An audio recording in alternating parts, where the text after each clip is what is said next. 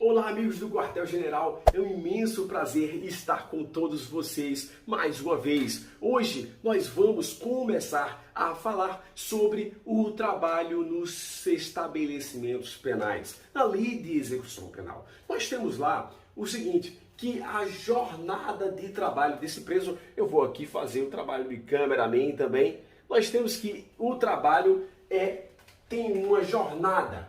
Essa jornada é de quantas horas, pessoal? De 6 a 8 horas, e vocês sabem muito bem essa informação. Beleza, show de bola, professor, isso eu já sei. E vocês devem saber também o seguinte, que há possibilidade de descanso. Vou colocar aqui descanso, beleza? Em que dias, em que períodos, pessoal, nós teremos esse descanso? Nós teremos o descanso aos domingos, vou colocar aqui aos domingos e também feriados, domingos e feriados, beleza? Show de bola. Deixa eu só ver se ficou reto, se ficou legal. Ficou mais ou menos. Ok, mas temos uma informação muito importante, que apesar de termos essa jornada de trabalho aqui de 6 a 8 horas, é possível, olha só que legal, é possível um horário especial. Para quem esse horário especial, professor? Para quem? Vou colocar aqui, ó. Vou colocar aqui abaixo que fica melhor, 6 a 8 horas, lembrando que há possibilidade de que alguns presos tenham horário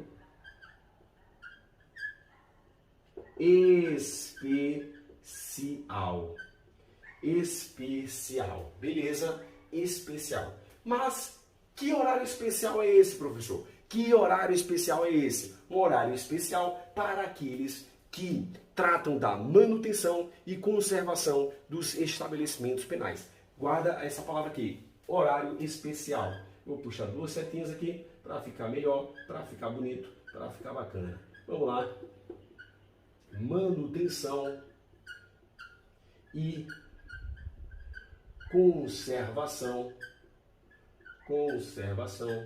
dos estabelecimentos penais. Manutenção e conservação. Aí você me pergunta, professor, eu ouvi alguém falando de uma informação muito legal, muito bacana. Qual é essa informação?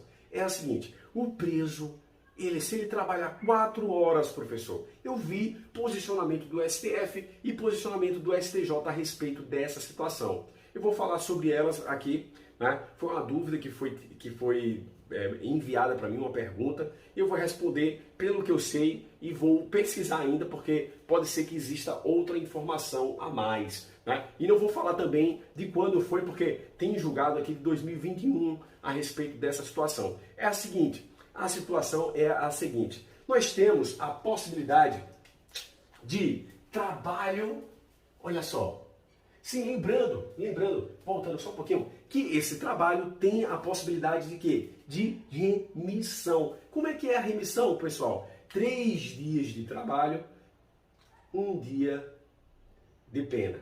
3 dias de trabalho para 1 dia de pena. Beleza? Sei que você já sabe, tranquilo, estamos relembrando aqui. Mas eu vou passar uma informação muito importante.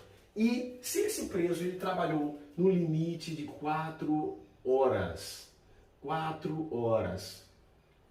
Olha só, existe um julgado do STJ e do STF, tá? Eu vou falar pelo que eu sei do STJ. É o seguinte, em relação ao STJ, nós temos a seguinte situação lá. Uma das situações, né? Se existe outra, eu ainda não encontrei. Estou pesquisando, inclusive, a respeito dela. Mas é o seguinte, e se vocês souberem, podem me ajudar aí também, sem problema nenhum. É a seguinte, STJ. Deixa eu puxar aqui. STJ. Puxar mais um pouquinho para baixo para ficar legal lá no nosso vídeo. Só um minutinho. Vamos lá, fazendo trabalho de cameraman, produtor e tudo mais. Vamos lá. 4 horas, posicionamento do STJ. Acontece que o seguinte, na minha pesquisa, na minha pesquisa, eu encontrei que o STJ, ele julgou uma situação interessante. Ele julgou uma situação interessante. Qual era? Era um preso que ele tinha a jornada de, se eu não me falar agora, entre 6 e 8 horas. Perfeito. Então ele trabalhava ali e deve haver a supervisão, fiscalização do Estado. Beleza, porque vocês sabem que o trabalho serve para orientação, para promoção de quê? De uma ressocialização, e esse trabalho ele serve para o desenvolvimento pessoal, para o exercício da cidadania, para a qualificação do indivíduo, do preso, né? Qualificação para o trabalho. Perfeito. Deve haver fiscalização. Ok. Então a jornada dele era de 6 a 8 horas. E o que aconteceu? Ele trabalhou sem autorização 4 horas por dia. Quando ele, na verdade, ele deveria trabalhar de 6 a 8 horas. Então o STJ falou o seguinte, peraí. Nessa situação, você era autorizado a trabalhar de 6 a 8 horas. Como você descumpriu essa autorização, você não vai ter direito à remissão. Preste atenção no que eu vou falar. Não vai ter direito à remissão.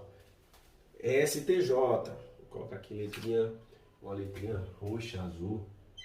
Aqui azul. STJ. Há informações de que no STJ, perfeito? Então fique ligado. O indivíduo tinha autorização para trabalhar de 6 a 8 horas e ele trabalhou aquém da autorização, abaixo da autorização. Perfeito? E aí o STJ fala, não, nesse caso não haverá remissão. Perfeito. Mas o STF ele vem falando o seguinte, aí é uma situação diferente. Por quê? O STF ele fala o seguinte, que essa palavrinha é mágica. Essa palavrinha que eu vou falar aqui é mágica. É a seguinte, se houver autorização da administração penitenciária, olha só, aí sim, beleza. Administração, se houver autorização da administração penitenciária,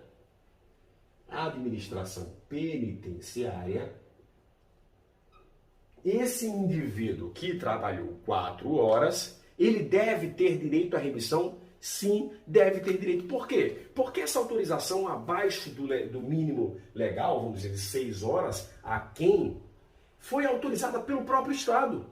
E aí nasce para o preso o quê? Uma expectativa. Uma expectativa de que ele tenha o quê? Uma remissão.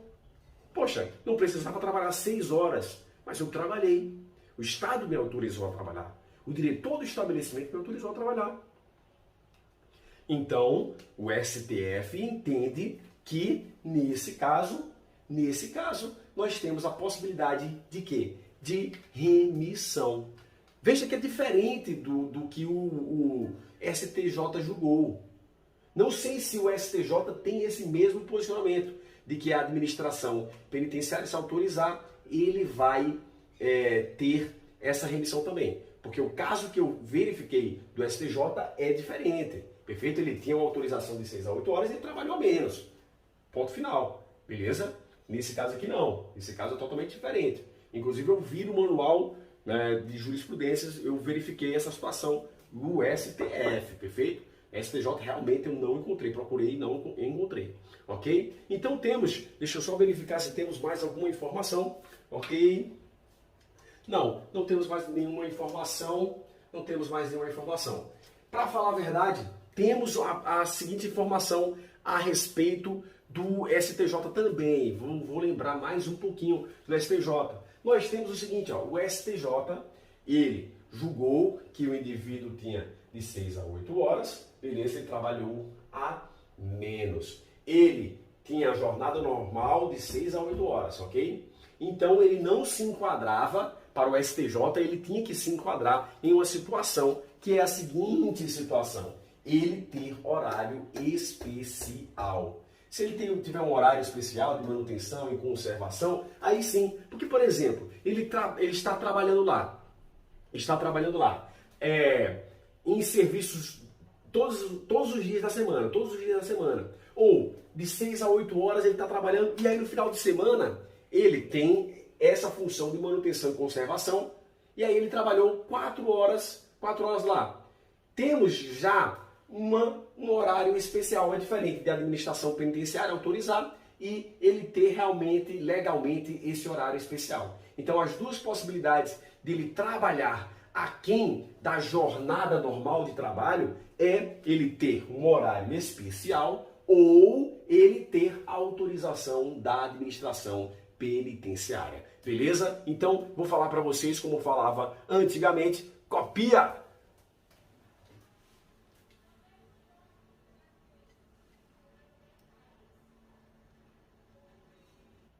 Opa! Voltando, nós temos o seguinte, nós já falamos que esse trabalho, ele faz o quê? Vou corrigir aqui, né, para ficar legal, vou corrigir, vou apagar aqui, olha só que maravilha, meu apagador, show de bola. Nós temos aqui o trabalho, mudando aqui um pouquinho, o trabalho como trazendo o que nós falamos anteriormente, a possibilidade de remissão. Olha só, pessoal, remissão da pena. Na proporção, qual é a proporção, professor? Qual é a proporção? Nós temos a proporção de 3 dias, vou colocar assim, 3T para 3T para 1P, de pena, beleza? 3T para 1P, ok. Mas acontece o seguinte, e se o preso cometer uma falta grave, olha só, se ele cometer uma falta grave, então eu vou colocar aqui, ó, que vai atrapalhar a situação dele, o cometimento de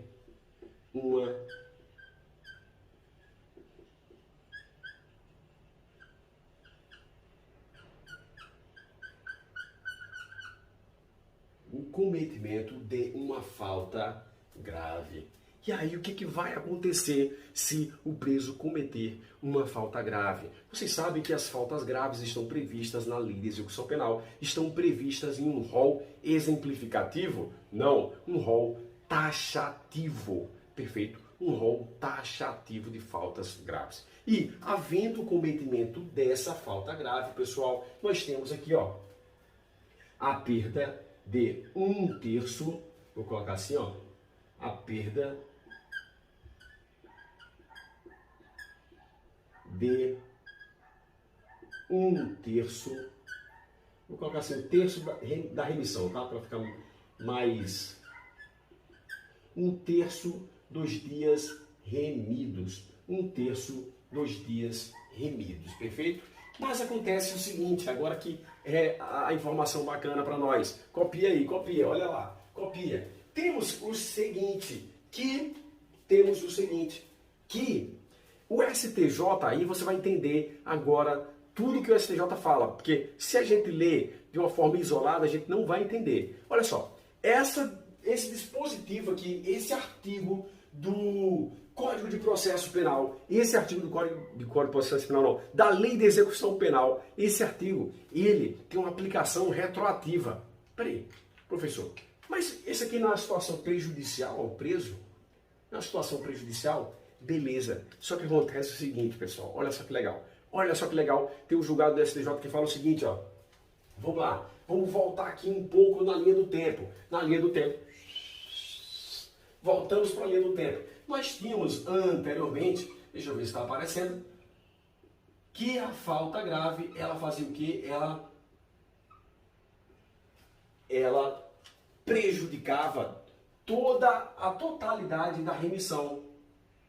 Ou seja, o cometimento de falta grave destruía toda a remissão, beleza? Toda a remissão. Então, o que acontece? O STJ falou o seguinte, peraí, se era a totalidade da remissão, vou colocar bem bonito aqui para vocês, eu não quero minha letra feia, eu quero aparecendo bem show de bola para vocês. Eu quero aparecer bem legal para vocês.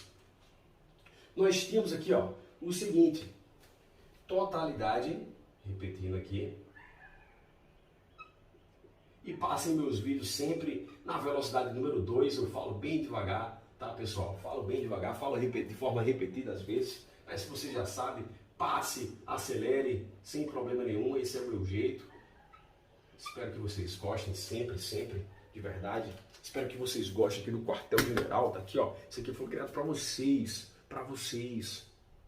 O reconhecimento do nosso trabalho vem a partir dos comentários de vocês, das inscrições, das visualizações. Nós fazemos isso para vocês serem aprovados, para vocês debaterem com a gente, e a gente chegar aí na melhor informação, na perfeição e arrebentar essa prova. Vamos lá. Nós temos aqui, ó, que antes era a totalidade dos dias remidos. Então a falta grave ela prejudicava isso aqui. E aí veio uma passagem da lei de execução penal e falou assim, não é totalidade mais, agora é 1/3. Então isso aqui é mais benéfico. Se é mais benéfico, vai haver o quê? Vai haver a retroatividade por ser uma norma mais benéfica, destruindo o que tínhamos aqui anteriormente. É isso que o STJ fala. Se a gente lê isoladamente, pô, tem uma atividade retroativa, tem uma interpretação retroativa. Aí a gente, caramba, como assim? Assim, fácil. Fácil, ela vai destruir isso aqui que era mais prejudicial, beleza? Então, tem uma aplicação retroativa, aí vai haver uma mudança nos cálculos aí do indivíduo. Copia da pena do indivíduo. Perfeito, show de bola.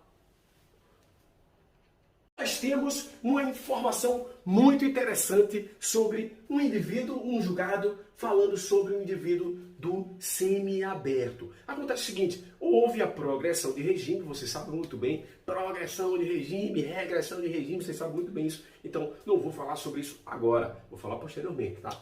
Nós temos lá um indivíduo que foi, que houve a progressão dele para o regime semiaberto. Beleza, mas acontece o seguinte, que havia uma situação bem triste no cenário penitenciário brasileiro, prisional brasileiro. Nós temos a seguinte situação aqui, ó, a falta de vagas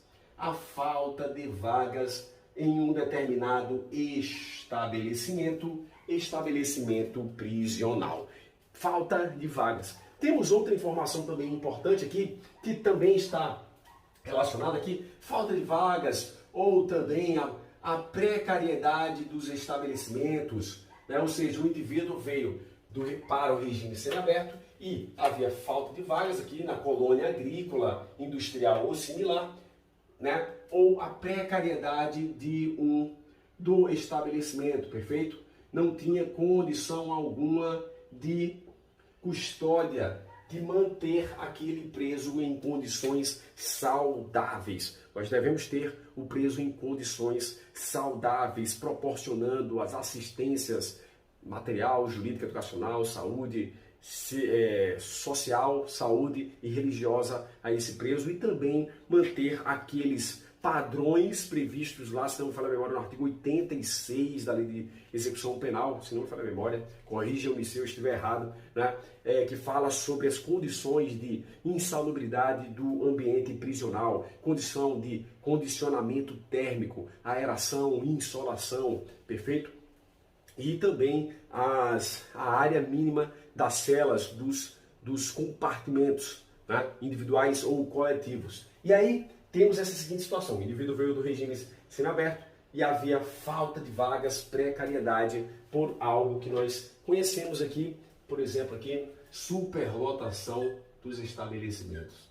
É uma infelicidade, mas é a nossa realidade. E o preso sabe que para onde está indo? Está no mundo do crime e deve cumprir a pena. Mas, como os tribunais são garantistas, ok, sem problema nenhum, cumprindo a Constituição e os atos normativos. Então nós temos o seguinte, que nessa situação, é possível excepcionalmente, olha só, é possível excepcionalmente É possível excepcionalmente o quê? Que esse indivíduo que deveria ir para o regime semiaberto, que esse indivíduo que deveria ir para o regime semiaberto vá para o regime aberto. Olha só que bacana. Vá para o regime aberto. Deixa eu colocar com a caneta preta aqui para diferenciar um pouquinho a possibilidade de ele ir para o regime aberto. Ok. E em último caso, eu vou deixar sempre vocês copiando aí, né? Sempre sai do meio para vocês copiarem. Nós temos aqui, ó, em último caso, na falta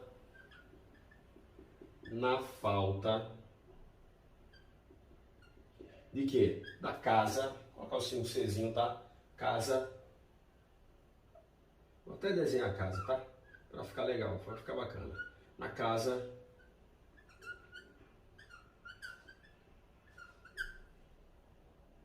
na falta de casa de albergado, beleza? Casa de albergado, que é aquela que serve para o cumprimento do regime aberto.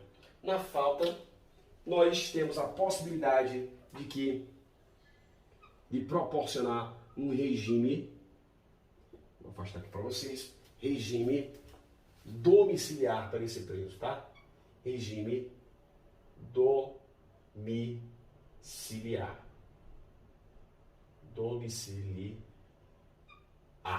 Ok? Copia aí. Só que, até, vou pegar a canetinha azul aqui, excepcionalmente isso aqui, aí tem uma informação bem importante aqui, ó, até surgir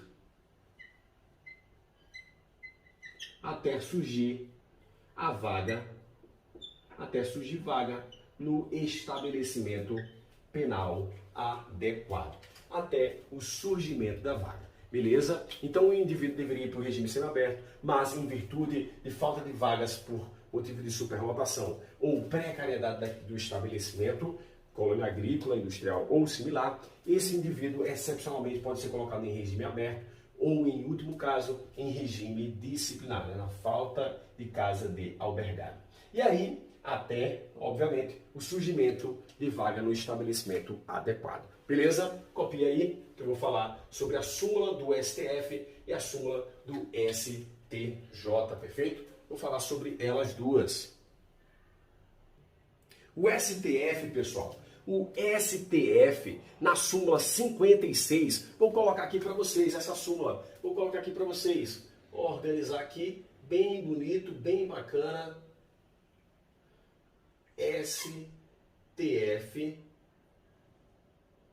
STF, súmula número 56.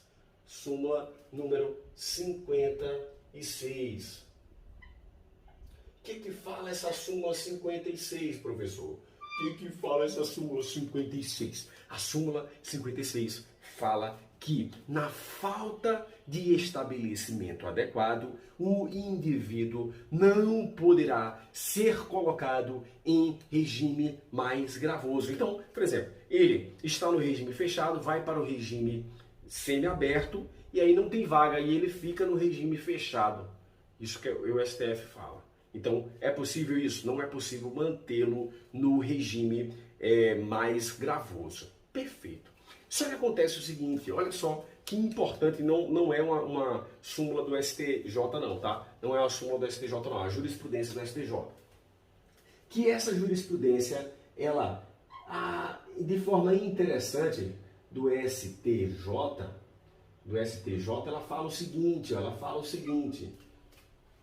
ela fala que está em total consonância com o que está previsto na súmula 56 do STF, ela fala o seguinte, ó, que se o indivíduo está, por exemplo, mantido no regime mais gravoso, mas olhe lá, ele está em um estabelecimento para o regime mais grave, mas lembre-se do seguinte agora, ó, ele está, vamos supor aqui que é um estabelecimento que é um estabelecimento prisional, perfeito?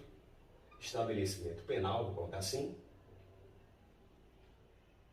E aí, ó, esse indivíduo preso está em um pavilhão, deixa eu puxar aqui a câmera para vocês, deixa eu puxar um pouquinho a câmera para vocês terem o bizu feroz aqui, ó. Ele está em um pavilhão. Pavilhão o quê, professor? Pavilhão autônomo, pavilhão autônomo, pavilhão autônomo, pavilhão independente. Isso quer dizer que esse preso ele está isolado dos demais presos no estabelecimento. Está isolado. Beleza. Então, voltando aqui, ó, deixa eu só enquadrar para ficar bonito. Que esse pavilhão aqui, ó, vou até separar aqui, ó, não tem ligação alguma com aquele outro pavilhão, com aquele outro recinto em que estão os demais presos. Isso é colocado no julgamento do STJ, na jurisprudência STJ, né? E aí, onde é que eu encontro isso? Professor, onde é que você encontrou essa informação? Na legislação aplicada do STJ, lá no site do STJ mesmo. Perfeito? E aí nós temos o seguinte, ó, que é possível, nesse caso, ele mantido num pavilhão autônomo independente e sendo assegurados para ele o quê? Puxar aqui para cima. Sim, para cima, vou colocar aqui para cima. Sendo assegurados para ele o quê? O trabalho externo, trabalho externo, dá para entender lá? Trabalho externo. E sendo ainda, olha aqui, temos um mais, temos outro mais também. E sendo autorizado o quê? As saídas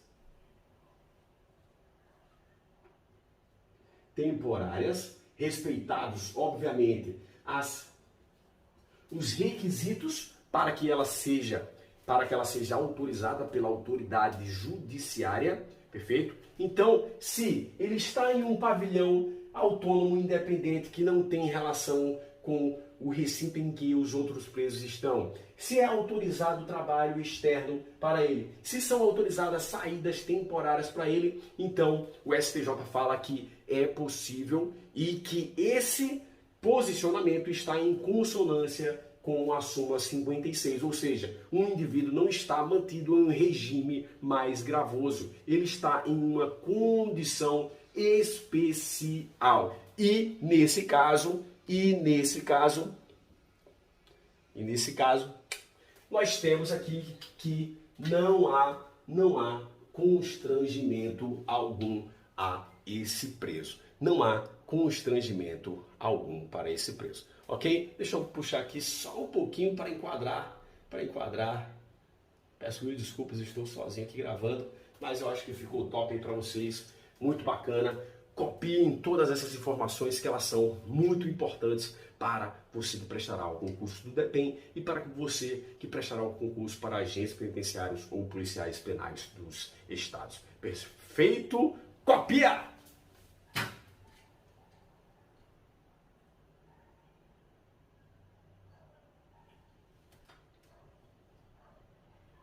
Beleza, pessoal? Muito obrigado por assistir a esse vídeo até o final. Espero que vocês tenham gostado dessas informações valiosíssimas para o seu concurso. Espero que vocês gostem das nossas ideias aqui do quartel-general. Isso tudo, como falei anteriormente, é feito para você ser sempre melhor, evoluir aí no seu estudo. Espero que essa dica seja muito boa para você. Eu já vi isso, professor. Revisão bacana? Coloque aí no nosso comentário. E coloque aí no nosso comentário também. Professor, sou do estado tal, do Amazonas, do Rio Grande do Norte, do Ceará, de São Paulo, Rio de Janeiro, Rio Grande do Sul, enfim.